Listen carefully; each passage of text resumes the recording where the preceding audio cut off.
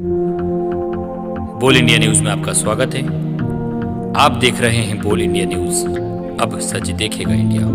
बोल इंडिया में आपका स्वागत है। मैं हूँ अजीत शाह। आज यहाँ पे ओबीसी महासंघ की ओर से सभी दलों के और सभी जगहों के लोग यहाँ पे मौजूद है और अपने अपनी आंदोलन यहाँ कर रहे हैं। हमारे साथ कुछ स्टूडेंट्स है और कुछ पार्टियों के लोग भी हैं। हम उनसे जानेंगे इस बारे में राय। सरकार हो उसने अपना स्टैंड क्लियर रखना चाहिए। यहाँ पे जो हमारी मांग है वो हमारी मांग है और जो उनकी मांग है वो किस हद तक के वो रास्ता है, कितने हद तक के वो सही है, वो उन्हें सोच के वहाँ पे उनका ये करना चाहिए। मैं ये नहीं बोलता कि उनकी मांगे बिल्कुल ठुकरा दो। उनके जो भी कुछ रिजर्वेशन की उनकी जो मांग है मराठा समाज की वो उनको दो, लेकिन आप बोलेंगे ओबीसी के 27% से अपन लेंगे। एक तो 60% रहने के बाद में भी 27% है, उसमें से भी कम हो जाएगा तो बहुत अन्याय है ओबीसी समाज पे। विरोध नाही, परंतु ओबीसी कुणबी समाजाचं सरसकट प्रमाणपत्र देऊ नये ही आमची सरकारला विनंती आहे।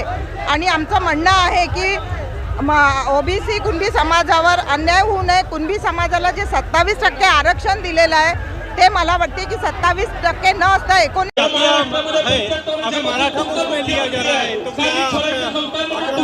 इसलिए तो हमारा बोलना है ना कि जात न्याय जनगणना जब होगी तो जिसका जितना हिस्सा है उसको भागीदारी रहेगी, उसी आधार पर आरक्षण होगा। इसलिए जात न्याय जनगणना यही सबसे महत्वपूर्ण है। नुसरत अली मैडम हमारे साथ है। जिस तरीके से ओबीसी समाज का यहाँ पे आंदोलन हो रहा है, हमारे साथ मैडम है। मैडम, जिस तरीके से यहाँ पे आंदोलन हो रहा है, 350 जाति ओबीसी में और मराठा समाज को इसमें लिया जा रहा है, शासन एक तरफा काम कर रही है, क्या बोलना चाहोगे? देखिए, मराठा समाज को इसमें लेने की कोई आवश्यकता नहीं है।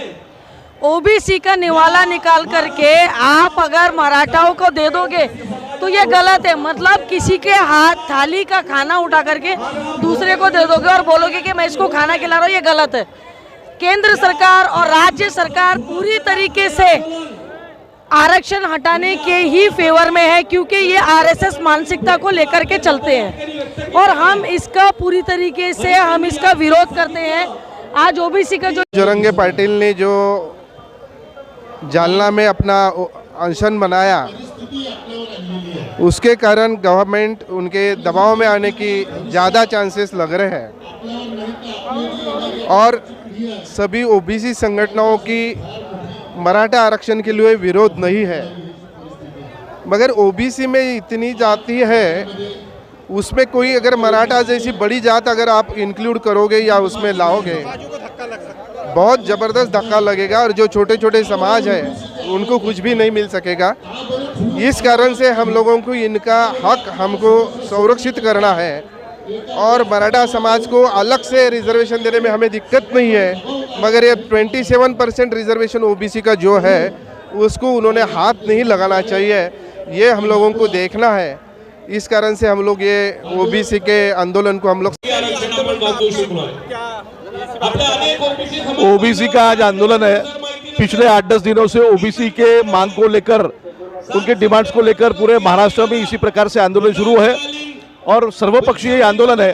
ओबीसी की जितनी भी मांगनियां हैं वो जब तक पूरी नहीं होंगी तब तक ये आंदोलन ये जारी रहेगा और कांग्रेस पार्टी